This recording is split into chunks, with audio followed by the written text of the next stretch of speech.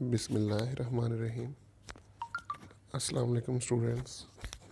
उम्मीद है कि आप सब लोग अपने घरों में खैर वाफियत से होंगे। हमने अपनी पिछले वीडियोस में चैप्टर नंबर 9 हीट के बारे में जो था वो हमने डिटेल से स्टडी कर लिया है। नेक्स्ट हमारा चैप्टर जो है वो है लेंसेज के ऊपर।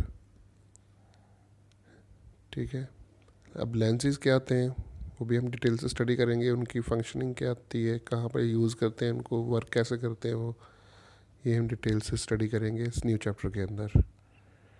ठीक है, लेकिन उससे पहले मैं ये उम्मीद करता हूँ कि आपने हमारा चैनल सब्सक्राइब कर लिया होगा और साथ ही साथ में आपने बेल आइकन को भी प्रेस कर दिया होगा ताकि आपको नेक्स्ट लेटेस्ट वीडियोस जो हैं वो मिल सकें।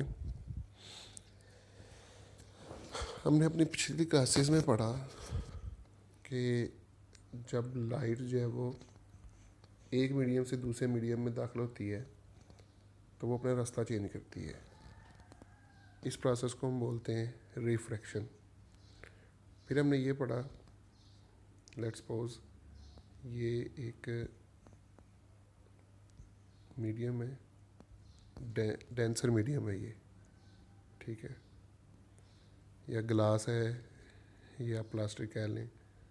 तो ये एयर है, यहाँ से लाइट आ रही है इस तरीके से।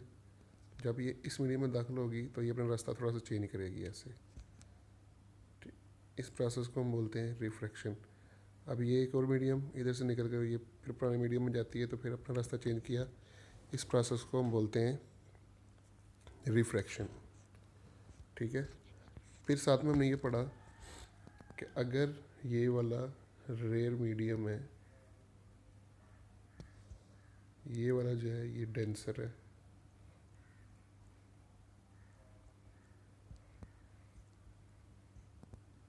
ये वाला, तो ये है इंसिडेंट रे। इंसिडेंट रे कहते हैं रिफ्रैक्शन से पहले वाली जो रे है, और ये वाली है रिफ्रैक्टेड रे। तो अगर ये नॉर्मल है,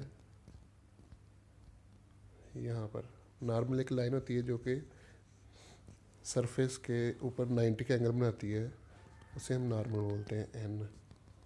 ठीक है, ये देखिए इंसिडेंट रे जब रिफ्रैक्ट होती है तो ये नॉर्मल की तरफ बेंड हुई है, यहाँ पे नॉर्मल की तरफ रेयर मीडियम से जब डेंसर में गई है। अब अगेन डेंसर से जब रेयर में जा रही है तो ये अगेन नॉर्मल से परे हट रही है। ये नॉर्मल यहाँ पर मैंने ड्रा किया है, नॉर्मल से परे हट रही है। तो देखें यही लिखा हुआ है यहाँ पे, क्या लिखा हुआ है कि when light enters from lighter medium that is air to a denser medium, for example glass, it bends towards the normal. ये बेंड होती है नॉर्मल की तरफ जब वो रेयर से डेंसर में एंटर होती है।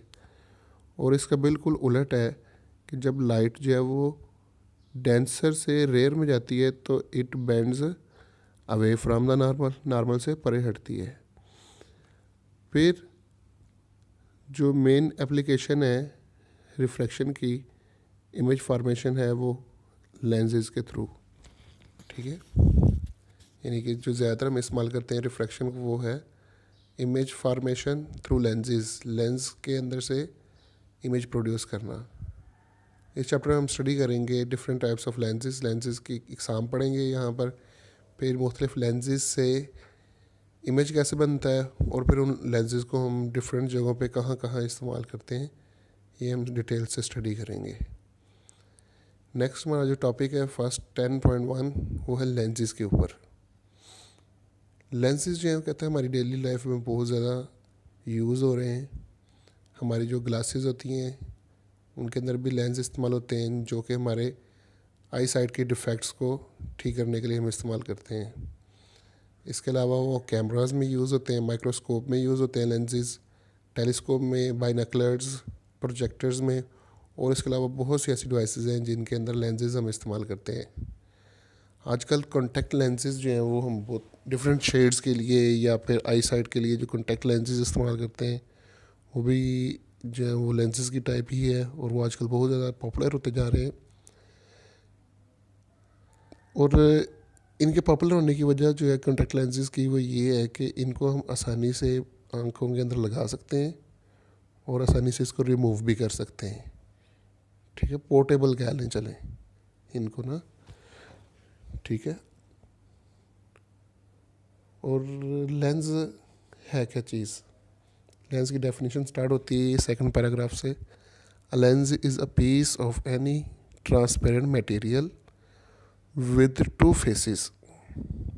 ठीक है, एक ऐसा ट्रांसपेरेंट मटेरियल का पीस जिसकी दो फेसेस हो। ट्रांसपेरेंट ऐसा मटेरियल होता है जिसके अंदर से सारी की सारी लाइट गुजर जाती है, उसको ट्रांसपेरेंट बोलते हैं।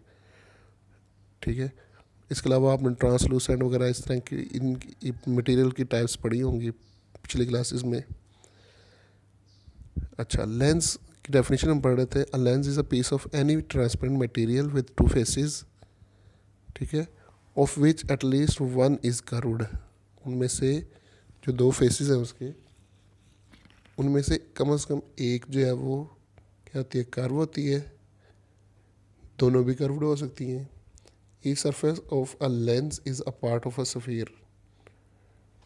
ठीक है, लेंस का जो दोनों सरफेसेस हैं वो किसी एक स्फीयर का हिस्सा हो सकती हैं। स्फीयर कह लें बॉल को। The centre of such a sphere is called centre of curvature. ये नीचे तस्वीर में भी आपको नज़र आ रहा है, ये लेंस बनाया हुआ है, लेंस के साथ पे सी लिखा हुआ है। ठीक है, ये है centre of curvature C. The centre of the lens is called optical centre.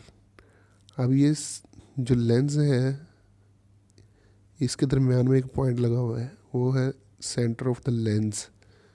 उसको हम बोलते हैं ऑप्टिकल सेंटर। इसको ओ से ज़ाहिर करते हैं। और ऐसी लाइन जो ऑप्टिकल सेंटर और सेंटर ऑफ कर्वेचर के अंदर से गुजरे, ठीक है, और फिर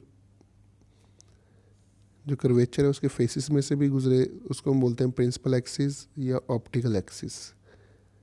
ठीक है, ऐसी लाइन जो centre of curvature optical centre में से गुजरे उसको बोलते हैं प्रिंसिपल एक्सिस। ये नीचे बनाया भी उन्होंने। ठीक है, इजी है बहुत। नेक्स्ट हमारे पास है types of lenses. Types of lenses, बल्कि इनको कहें टाइप्स ऑफ स्फेरिकल लेंसेज। दो टाइप्स हैं इनकी, कन्वेक्स लेंस और कन्वर्जिंग लेंस। कन्वेक्स लेंस जो है उसको हम कन्वर्जिंग लेंस भी बोलते हैं, जबकि जो कनकेव लेंस है उसको हम डाइवर्जिंग लेंस भी बोलते हैं। अब इनकी पहचान क्या है या डेफिनेशन क्या है? A convex lens is thicker in the middle and thinner at the edges. जो कन्वेक्स लेंस होता है वो दरमियान से मोटा होता है, साइडों से बारीक होता है। ये पहली डायग्राम नज़र आ रही है आपको, ये वाली।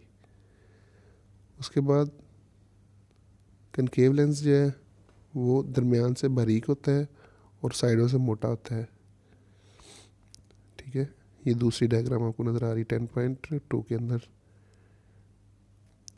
इसके अलावा ये इन्फॉर्मेशन में हमें बताया हुआ है कि ऐसा लेंस जिसकी दोनों साइडें जो है वो बाहर की तरफ हो उसको हम बोलते हैं डबल कन्वेक्स।